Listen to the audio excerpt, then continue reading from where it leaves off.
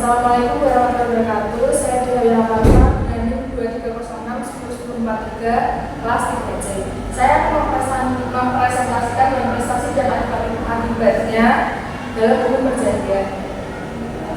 Pengertian berprestasi adalah istilah yang diambil dari bahasa Belanda berprestasi dengan arti tidak terpenuhinya prestasi atau kewajiban dalam suatu perjanjian berdasarkan arti dalam KBBI.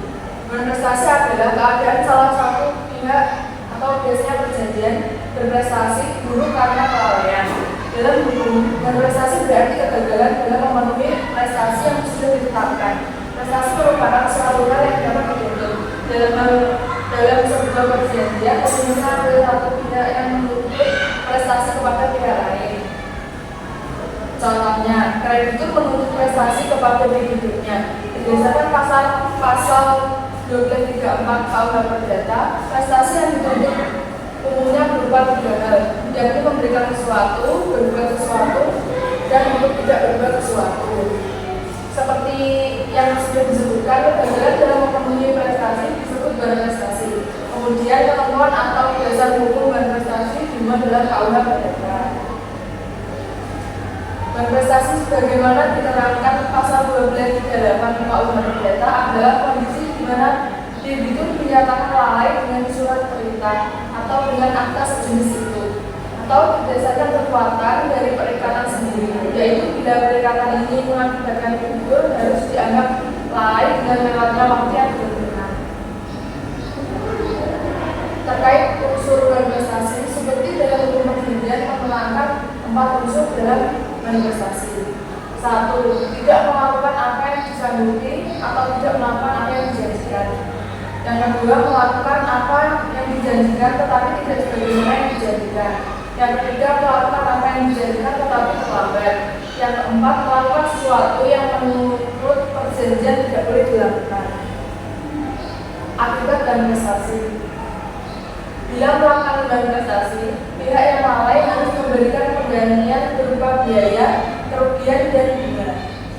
Akibat atau sanksi berprestasi ini dimuat dalam pasal 1239 KUH Perdata yang menerangkan bahwa tiap perikatan untuk berbuat sesuatu atau untuk tidak berbuat sesuatu wajib diselesaikan dengan memberikan penggantian biaya, kerugian, dan bunga bila debitur tidak memenuhi kewajibannya.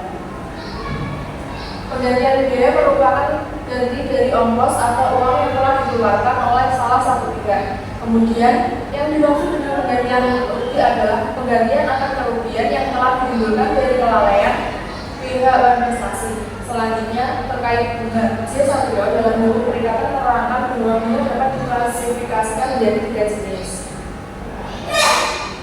yaitu 1. Bunga moratorium, yakni bunga terutang karena debitur terlambat memenuhi kewajibannya. Yang kedua, bunga konvensional, yakni bunga yang disepakati oleh para pihak. Yang ketiga, ada bunga kompensatorio, yakni semua bunga di luar bunga yang ada dalam perjanjian. Somasi dalam berprestasi. Apabila tidak debitur melakukan berprestasi, pihak kreditur umumnya memberikan surat perintah atau peringatan yang menerangkan bahwa pihak debitur telah melalaikan kewajibannya. Surat ini dikenal dengan surat somasi. Terkait somasi, ketentuan pasal 238 KUH Perdata menerangkan bahwa debitur dinyatakan lalai dengan surat perintah atau dengan atas jenis itu, atau berdasarkan kekuatan dari perikatan sendiri, yaitu bila perikatan ini mengakibatkan debitur harus dianggap lalai dengan lewatnya waktu yang ditentukan. Junaidi Effendi dalam kamus istilah hukum populer menilai somasi merupakan langkah efektif untuk menyelesaikan sengketa sebelum pengajuan perkara ke pengadilan dilakukan. Somasi bertujuan untuk memberikan kesempatan kepada calon tergugat untuk berbuat atau menghentikan suatu perbuatan yang gugatan dan prestasi. Apabila setelah pemberian somasi, pihak debitur tidak juga melakukan apa yang dituntut, pihak kreditur dapat menuntut atau menggugat dan prestasi yang telah dilakukan. Lebih lanjut, ada 3 kemungkinan bentuk pidana yang mungkin diajukan oleh pihak yang merasa kerugian akibat dan prestasi, yakni sebagai berikut. 1. Melalui pari eksekutif. Kreditur melakukan tuntutan sendiri secara langsung tanpa pengadilan. pengadilan. Pihak kreditur bertindak secara enduring atau menjadi hakim sendiri secara bersama-sama. Dalam praktiknya, langkah ini berlaku pada peringatan kita dengan proyek ekonomis kecil. Yang kedua, melalui arbitrase atau pewasitan. Kreditur dan debitur sepakat untuk menyelesaikan persengketaan melalui wasit atau arbitrator.